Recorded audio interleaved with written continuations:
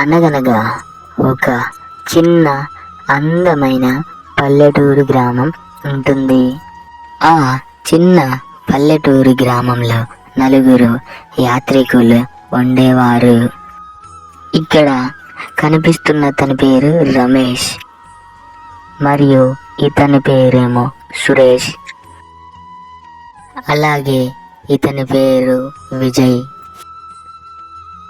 అలాగే ఇతని పేరు రాజేష్. వీళ్ళు నలుగురు యాత్రికులు. వీళ్ళు ఎప్పుడు వీళ్ళకి నచ్చిన యాత్రలకు వెళ్తూ ఉండేవారు. ఈ నలుగురు వారికి నచ్చిన చోటుకి వెళ్ళి వారి సమయాన్ని మరియు వాళ్ళ రోజుని అక్కడే మంచిగా గడుపుతూ అలాగే ఆ యాత్ర దగ్గర సంతోషంగా పాడుతూ ఉండేవారు. కానీ ఒకరోజు వీళ్ళు నలుగురు పెద్ద విహారయాత్రకు వెళ్దామని అనుకుంటారు. అరే ఏంట్రా, మనం విహారయాత్రలకు వెళుతున్నాం కానీ మనం కేవలం ఒకే రోజు ఉంటున్నాం. అలాగే మంచిగా ఎంజాయ్ చేయలేకపోతున్నాం. అందుకే నా దగ్గర ఈరోజు మంచి ఐడియా ఉంది. అదేంటంటే మనం ఒక విహారయాత్రకు వెళ్దాం. అది ఏంటంటే మనం చాలా చోట్ల దగ్గరికి వెళ్ళి అలాగే 4 రోజులు గడుపుదాం. అది నాకు మంచి ఆలోచన అనిపిస్తుంది. అవునురా రాజేష్, నువ్వు చెప్పింది నిజమే.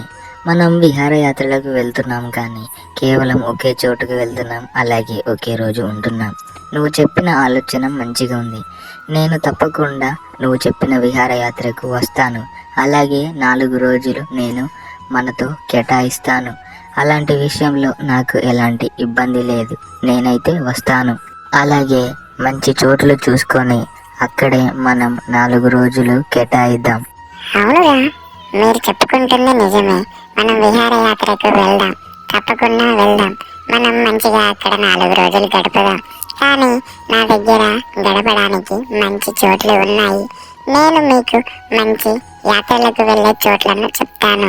మనం అక్కడికి వెళ్ళి మంచిగా 4 రోజులు గడిపి ఆ రోజంతా సంతోషంగా జీవిద్దాం. సరేరా, మరి మీరందరూ వస్తా అన్నారు కదా, అలాగే మీరు మీ ఇంట్లో చెప్పండి. ఎందుకంటే చెప్పకపోతే మళ్ళీ ఇబ్బంది అవుతుంది. రేపు అందరూ పొద్దునే 10 రావాలి.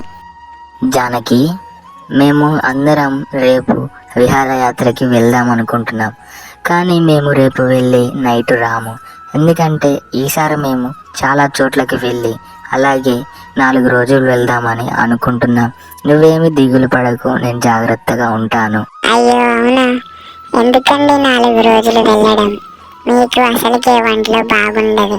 ఆ అడవిలా ఎలా ఉంటారో ఏమో.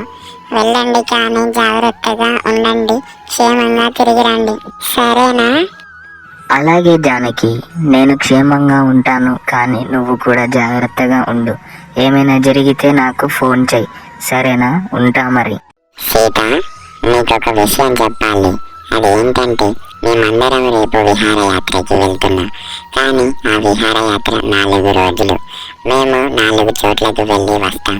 నువ్వేమీ దిగులు పడకు, నేను జాగ్రత్తగా ఉంటాను. నువ్వు కూడా ఇంట్లో జాగ్రత్తగా ఉండు. ఏమైనా అవసరం ఉంటే నాకు ఫోన్ చేయి, సరేనా? అవునా, మీరు ఒక్కరే వెళ్ళట్లేదు కదా, మీతో ఇంకా చాలా మంది వస్తున్నారు కదా. అయితే వెళ్ళండి, కానీ 4 రోజులు జాగ్రత్తగా ఉండండి. అలాగే అక్కడ ఏమేమి జరిగిందో నాకు రోజు ఫోన్ చేసి చెప్తూ ఉండండి. నేను జాగ్రత్తగానే ఉంటాను. అలాగే జానకి, నువ్వైతే జాగ్రత్తగా ఉండు. సరే మరి, నేను వెళ్ళొస్తాను. బాయ్. ఇలా ఈ నలుగురు వాళ్ళ భార్యలకి మరియు వాళ్ళ ఇంట్లో చెప్పి విహారయాత్రలకు బయలుదేరారు. వీళ్ళు ముందుగా వాళ్ళకి దూరమైన ప్రదేశానికి వచ్చి ఒక రాత్రి అక్కడ మంచిగా అలాగే వాళ్ళు తీసుకువచ్చుకున్న ఛాయ్లతో ఎంజాయ్ చేస్తూ ఆ రోజుని అక్కడ గడుపుతారు. వాళ్ళంతా చాలా సంతోషంగా ఉంటారు. అలా వాళ్ళు ఆ రోజుని అక్కడ గడిపిన తెల్లవారుజామున ఇంకొక ప్రదేశానికి వస్తారు. అక్కడ వాళ్ళు మంచిగా ఒక క్యాంప్ వేసుకొని అలాగే మంచి బాక్స్ పెట్టుకొని పాటలు వింటూ డ్యాన్సులు వేసుకుంటూ ఎంజాయ్ చేస్తారు. అలాగే మరుసటి రోజు వీళ్ళు ఒక రాత్రి ఒక చోటు దగ్గర సమయాన్ని గడుపుతారు. అలా వాళ్ళు తెచ్చుకున్న ఆహారం తిని అలాగే వీళ్ళు పడుకుంటారు. కానీ వీళ్ళకి ఒక క్రూరమైన జంతువు శబ్దం వినిపిస్తుంది.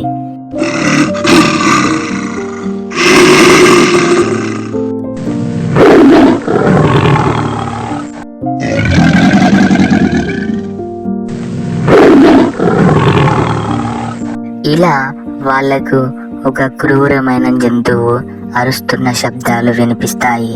అందుకు వీళ్ళు చాలా భయంతో దానికి భయపడకుండా వాళ్ళు తెచ్చుకున్న కత్తులతో దాన్ని ఎదిరిస్తూ అలాగే పెద్దగా అరుస్తూ మొత్తుకుంటూ ఉంటారు. తరువాత అలా ఆ జంతువు శబ్దం మానిపోయింది.